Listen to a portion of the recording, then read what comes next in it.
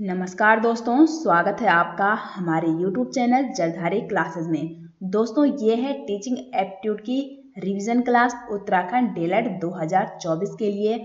और अगर आपको उत्तराखंड डीएलएड के लिए टीचिंग एप्टीट्यूड की ई बुक या previous year paper and practice set चाहिए तो इसका लिंक आपको इस वीडियो के डिस्क्रिप्शन में मिल जाएगा, या आप सीधे गूगल पे सर्च कर सकते हैं jaldhariClasses.in। तो वहाँ भी आपको डीएलएड से संबंधित practice set and E book देखने को मिल जाएगी। आप उसे वहाँ से डाउनलोड कर सकते हैं। तो चलिए दोस्तों, आज की वीडियो शुरू करते हैं। तो आज की वीडियो का फर्स्ट क्वेश्चन है शिक्षक छात्र के लिए। तो शिक्षक छात्र के लिए किस स्थिति में होता है? पिता की स्थिति में, माता की स्थिति में, मित्र की स्थिति में, या यहाँ पे ये सभी। तो वन का जो करेक्ट आंसर है वो क्या है? अगर आपको आता है तो आप कमेंट बॉक्स में बता सकते हैं। तो इसका करेक्ट आंसर है ऑप्शन बी, शिक्षक छात्र के लिए हमेशा एक मित्र व हितैषी की स्थिति में होता है।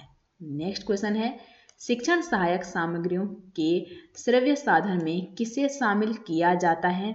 तो यहाँ पे आप ऑप्शन देख सकते हैं। 2 का जो राइट आंसर है वो क्या है? Option D. ठीक है, यहाँ पे रेडियो, ग्रामोफोन, ये सभी क्या है? श्रव्य साधन के एग्जाम्पल हैं। तो ऑप्शन डी होगा यहाँ पे करेक्ट आंसर।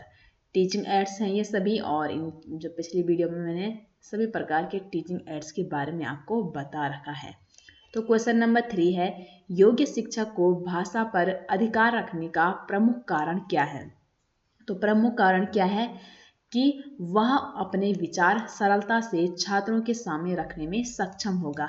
अगर किसी टीचर को लैंग्वेज का नॉलेज नहीं है और उसकी जो भाषा है वो स्पष्ट नहीं है तो वो अपने छात्रों को फिर कैसे समझाएगा? ठीक है, अगर लैंग्वेज सही है, उसकी भाषा सही है, तो अपने विचारों को सरलता से अपने छात्रों के सामने वो रख सकता है। तो इसलिए ऑप्शन ए होगा करेक्ट आंसर। क्वेश्चन नंबर 4 है भारत में शिक्षित बेरोजगारी का प्रमुख कारण क्या है? तो भारत में शिक्षित बेरोजगारी का जो प्रमुख कारण है वो है हमारी उद्देश्यहीन शिक्षा। ठीक है, एजुकेशन सिस्टम यहाँ पे करेक्ट आंसर हो जाएगा ऑप्शन सी। मतलब एजुकेशन जो सिस्टम है हमारा वो क्या है? उद्देश्यहीन है। क्वेश्चन नंबर 5 है वस्तु एवं दृष्टांत विधियों से ज्ञान प्राप्त करते समय जब बच्चों को कुछ अनुमान करने एवं अप्रत्यक्ष को भी समझने का अभ्यास हो जाता है तो किस विधि का सहारा लिया जाता है? तो कौन सी विधि है वो? तो 5 का जो सही आंसर है वो है ऑप्शन बी, कथन विधि। ठीक है, स्टेटमेंट मेथड यहाँ पे हो जाएगा करेक्ट आंसर। क्वेश्चन नंबर 6 है एक सामान्य 12 साल का बच्चा सबसे अधिक संभावना से वो क्या करेगा? तो एक सामान्य जो 12 साल का बच्चा यानी कि वो अभी चाइल्डहुड स्टेज है उसकी, तो इसमें वो सबसे अधिक संभावना से वो क्या करेगा? तो 6 का जो राइट आंसर है वो है ऑप्शन डी, कि साथियों की स्वीकृति के लिए वो उत्सुक रहेगा। नेक्स्ट क्वेश्चन है आप परीक्षा के दौरान कक्ष निरीक्षक का कार्य कर रहे हैं, ठीक है, और उसमें विद्यालय के प्रधानाचार्य का पुत्र परीक्षा दे रहा है। तो यदि वह अनुचित कार्य करता है तो आपने क्या करना है? देखो, आपको अगर कक्ष निरीक्षक बना रखा है, आप कक्ष निरीक्षक का कार्य कर रहे हैं, तो चाहे वहाँ पे किसी प्रधानाचार्य का बेटा हो, चाहे आपके बेस्ट फ्रेंड का बेटा हो, चाहे आपका स्वयं का ही बेटा क्यों ना हो, आपने अनदेखी नहीं करनी है, बल्कि परिणाम की परवाह किए बिना उसे अनुचित साधन प्रयोग नहीं करने देंगे आप। ठीक है, तो ऑप्शन बी होगा 7 का करेक्ट आंसर।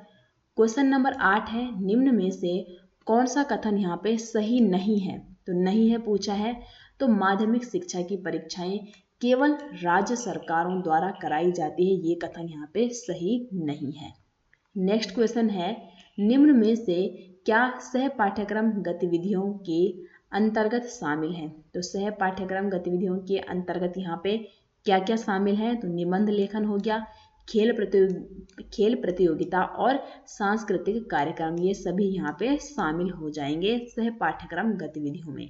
तो 9 का करेक्ट आंसर है ऑप्शन डी। क्वेश्चन नंबर 10 है एक विद्यालय हेतु सबसे बड़ी समस्या कौन सी है? तो एक विद्यालय हेतु सबसे बड़ी जो समस्या है वो क्या होती है? अच्छी आधारिक संरचना की कमी। नेक्स्ट क्वेश्चन है छात्रों को अपनी मातृभाषा के ज्ञान में वृद्धि हेतु क्या सुझाव संभव है? ऑप्शन ए घर तथा विद्यालय में मातृभाषा का ही प्रयोग करें, बी है केवल मातृभाषा की पुस्तकों का प्रयोग करें। सी है मातृभाषा के प्रयोग के बीच बीच में अन्य भाषाओं का प्रयोग ना करें। तो बेस्ट ऑप्शन यहाँ पे 11 का कौन सा है? ऑप्शन सी है। ठीक है, अगर आप अपने बच्चों को एक ही लैंग्वेज में पढ़ा रहे हैं तो उस पीरियड में उसको उसी लैंग्वेज में पढ़ाएगा। अगर बीच बीच में अन्य लैंग्वेज का यूज करेंगे तो बच्चा जो है वो कोई भी लैंग्वेज सीख नहीं पाएगा। तो इसलिए ऑप्शन सी यहाँ पे करेक्ट होगा।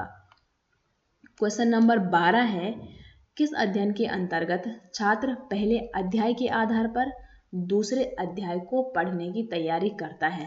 तो वो कौन सा अध्ययन कहलाता है? तो वो कहलाता है आपका लंबवत अध्ययन। तो 12 का राइट आंसर है ऑप्शन सी। क्वेश्चन नंबर 13 है, शिक्षक का मूल कार्य क्या होता है? तो एक शिक्षक का जो मूल कार्य है वो क्या है? वो है अध्ययन के लिए अनुकूल वातावरण तैयार करना एक शिक्षक का मूल कार्य होता है। क्वेश्चन नंबर 14 है, पाठ योजना तभी सही बन सकेगी जब शिक्षक को, तो पाठ योजना है या लेसन प्लान तभी सही बन सकेगी जब एक शिक्षक को छात्रों के पूर्व ज्ञान का पता हो। तभी तो हम लेसन प्लान जब बनाते हैं तो उसमें क्या है, हम ऐसे भी क्वेश्चन पूछते हैं कि जैसे कल आज हमने कोई टॉपिक पढ़ा दिया तो कल अगर हम क्लास में आएंगे तो आज का टॉपिक जो हमने पढ़ा रखा है उससे रिलेटेड हम उस बच्चे को क्वेश्चन करेंगे। अगर वो उनको सही से दे पाएगा तभी जाके हम न्यू टॉपिक की शुरुआत करेंगे। तो ए भी सही है। बी है विभिन्न शिक्षण विधियों का ज्ञान हो। आपको अगर एक ही टीचिंग मेथड का ज्ञान है, हो सकता है बच्चे उससे बोर हों, तो इसलिए आपको डिफरेंट टाइप की जो टीचिंग मेथड है उनका भी आपको नॉलेज होना चाहिए और शिक्षण सिद्धांतों का भी आपको नॉलेज होना चाहिए। तो इसलिए 14 का राइट आंसर है ऑप्शन डी। नेक्स्ट क्वेश्चन है, प्राथमिक शिक्षा प्रणाली के अंतर्गत प्राथमिक शिक्षा का उद्देश्य क्या होता है? तो प्राथमिक शिक्षा का उद्देश्य क्या होता है? छात्रों में समाज के नियमों का ज्ञान, बिल्कुल सही है। अच्छी आदतों का विकास। अब देखो हमने 1 से 5 तक के बच्चों को पढ़ाना है, ठीक है, और जो बिहेवियर उनका प्राथमिक स्कूलों में होगा ना वही जाके उनका, अगर इंटर कॉलेज में जाते हैं, कॉलेज में जाते हैं, डिग्री कॉलेज में जाते हैं, वहाँ भी उनका वही बिहेवियर होगा। क्योंकि फॉर एग्जाम्पल जो बच्चे ने बचपन में जो लैंग्वेज सीखी है वो उसको कभी नहीं भूल पाता। तो अगर उसको बचपन से अच्छी आदतों का विकास हो रखा है, उस पे क्या है, सभी आदतें अच्छी है, तो बड़े होकर वो उन आदतों को भी नहीं भूल पाएगा और भाषा का विकास करना है। उपरोक्त सभी जो ऑप्शन है वो है 15 के राइट आंसर। क्वेश्चन नंबर 16 है, आनुवंशिक गुणों का स्थानांतरण होता है? तो आनुवंशिक गुणों का स्थानांतरण हमारी माता से भी होता है और पिता से भी होता है, इसलिए 16 का राइट आंसर है ऑप्शन सी यहाँ पे। ठीक है, दोनों से। नेक्स्ट क्वेश्चन है यहाँ पर, बच्चे तब सर्वाधिक सृजनशील होते हैं जब वे किसी गतिविधि में भाग लेते हैं अपनी रुचि के अनुसार। अगर हम कोई भी काम अपनी रुचि के अनुसार करते हैं ना तो हमारा माइंड वहाँ पे 100% क्या है, एक्टिव रहता है और बच्चे भी सर्वाधिक सृजनशील होते हैं, क्रिएटिव होते हैं, जो काम वो स्वयं की रुचि के अनुसार करते हैं। ठीक है, नेक्स्ट क्वेश्चन है, निम्न में से क्या बच्चों के समाजीकरण में प्रमुख भूमिका निभाता है? तो एक जो खेल का मैदान होता है, ठीक है, खेल कूद यहाँ पर राइट आंसर होगा, क्योंकि खेल के मैदान में बच्चा अकेला तो खेलेगा नहीं, ठीक है, उसके दोस्त होंगे, अलग अलग जगह से अलग अलग लोग होंगे और टीमें बनेंगे, ग्रुप होगा, तो वहाँ पे बच्चे का समाजीकरण ज़्यादा ही होगा ना, क्योंकि हो सकता है अलग स्टेट से वहाँ पे बच्चे होंगे, वो अलग लैंग्वेज होगी उनकी, तो बच्चे का वहाँ पे क्या होता है, सर्वांगीण विकास होता है। तो ऑप्शन ए होगा 18 का राइट आंसर। क्वेश्चन नंबर 19 है, शिक्षा शब्द की उत्पत्ति किस भाषा से हुई है? तो जो शिक्षा शब्द है इसकी उत्पत्ति हुई है लैटिन भाषा से। क्वेश्चन नंबर 20 है, शोध किन सिद्धांतों पर आधारित होता है? तो जो शोध है वो आपका प्रत्यक्षीकरण सिद्धांत हो गया और अवलोकनात्मक सिद्धांत, इन दोनों सिद्धांतों पर आधारित होता है शोध। क्वेश्चन नंबर 21 है, शिक्षा को मानव एवं समाज के संदर्भ में किस प्रकार सर्वोत्कृष्ट माना जाता है? तो किस प्रकार सर्वोत्कृष्ट माना जाता है? तो 21 का राइट आंसर क्या होगा? ऑप्शन सी होगा कि एक ऐसी प्रक्रिया के रूप में जो दूसरे व्यक्ति में परिवर्तन लाती है। अब क्योंकि शिक्षा क्या है, किसी भी बच्चे या किसी भी व्यक्ति के व्यवहार में परिवर्तन लाना ही हमारा क्या कहलाता है, शिक्षा कहलाती है। तो ऑप्शन सी यहाँ पे 21 का राइट होगा। नेक्स्ट क्वेश्चन है मार्गदर्शन क्या है। तो मार्गदर्शन स्वयं को बेहतर तरीके से समझने में सहायक करता है और निर्णय करने में भी हमारी सहायता करता है। इसलिए जो हमारे बड़े बुजुर्ग होते हैं, हम उनसे कोई भी अगर हम डिसीजन लेते हैं तो एक बार उनकी राय जरूर सुनते हैं, क्योंकि वो हमारा मार्गदर्शन सही से करते हैं, क्योंकि उनको क्या है, एक्सपीरियंस हमसे ज़्यादा है। तो इसलिए ऑप्शन सी, ए और बी दोनों यहाँ पे क्या है, करेक्ट आंसर है।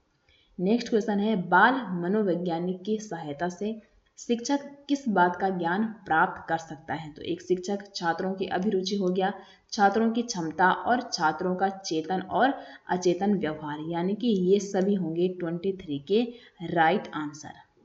नेक्स्ट क्वेश्चन है एक ही कक्षा में पढ़ने वाले बच्चों की उपलब्धि में भिन्नता पाए जाने का प्रमुख कारण सभी के सिवाय एक के, ठीक है, तो सभी के सिवाय एक के यहाँ पे क्या होगा, अध्यापकों के शिक्षण में कमी, परिवेश की भिन्नता का होना, बच्चों में श्रम तथा एकाग्रता का भिन्न होना, या जन्मजात योग्यता का अलग अलग होना। तो 24 का राइट आंसर सिवाय एक के होगा, तो अध्यापकों के शिक्षण में कमी होगा यहाँ पे करेक्ट आंसर। क्वेश्चन नंबर 25 है विद्यार्थियों की प्रगति को जानने का सबसे अच्छा तरीका कौन सा है। तो विद्यार्थियों की प्रगति को जानने का एक टीचर के लिए सबसे अच्छा जो तरीका है वो क्या है, उनका परीक्षण करना, उनकी बुद्धि देखना, उनकी राय जानना, या इनमें से कोई नहीं। तो यहाँ पे उनका परीक्षण करना, जो हम पूरे साल भर अपने बच्चों को क्या है पढ़ाते हैं, और एंड में हम परीक्षा क्यों लेते हैं, हमको तभी पता चलेगा ना कि इन बच्चों ने कितनी प्रगति की है और कितनी नहीं की है। ऑप्शन ए होगा यहाँ पे राइट आंसर। नेक्स्ट क्वेश्चन है शैक्षिक उद्देश्यों के निर्धारण के बिना, यहाँ पे डॉट डॉट डॉट होगा, नहीं किया जा सकता है। तो क्या नहीं किया जा सकता है, तो 26 का सही आंसर है कि शैक्षिक उद्देश्यों के निर्धारण के बिना मूल्यांकन नहीं किया जा सकता। तो 26 का करेक्ट आंसर है ऑप्शन ए। नेक्स्ट क्वेश्चन है निम्नलिखित में से कौन छात्रों में लोकतांत्रिक मूल्यों की स्थापना करता है। तो लोकतंत्र की यहाँ पे बात हो रही है, तो करेक्ट आंसर क्या होगा, खेल का मैदान, ठीक है। खेल के मैदान में बच्चे का सर्वांगीण विकास होता है, क्योंकि वो वहाँ पे उस पर ना ही स्ट्रेस नहीं होता है, अगर उसके शिक्षक भी वहाँ पे मौजूद हैं तो वो अपने शिक्षक के साथ उसकी बॉन्डिंग बहुत अच्छी होती है एक खेल के मैदान में भी। और नेक्स्ट क्वेश्चन है निम्नलिखित में से कौन सी शिक्षण अधिगम व्यू रचना सृजनात्मकता के विकास में बाधा पहुंचाती है। तो कौन सी यहाँ पे राइट आंसर होगा, तो 28 का जो करेक्ट आंसर है वो होगा ऑप्शन सी कि शिक्षण अधिगम के दौरान विद्यार्थियों को अनियंत्रित करना, ठीक है, यहाँ पे अनियंत्रित होगा। तो क्वेश्चन नंबर 28 का राइट आंसर है ऑप्शन सी। और क्वेश्चन नंबर 29 है शिक्षण अभिरुचि या टीचिंग एप्टीट्यूड का एक महत्वपूर्ण पहलू क्या है। तो टीचिंग एप्टीट्यूड का महत्वपूर्ण पहलू जो है वो है आपका शिक्षण को विद्यार्थी उन्मुख बनाने की क्षमता। और आज की वीडियो का जो लास्ट क्वेश्चन है वो है शौचालय के समीप किसकी व्यवस्था अनिवार्य है। तो शौचालय के समीप जल और कूड़ेदान की व्यवस्था अनिवार्य होती है। तो ये थी दोस्तों आज की वीडियो। आपको इन 30 क्वेश्चन में से कितने क्वेश्चन आते थे वो आप कमेंट बॉक्स में ज़रूर बता सकते हैं। और मिलते हैं आपको एक नई इंटरेस्टिंग वीडियो के साथ, तब तक के लिए आप सभी का बहुत बहुत धन्यवाद।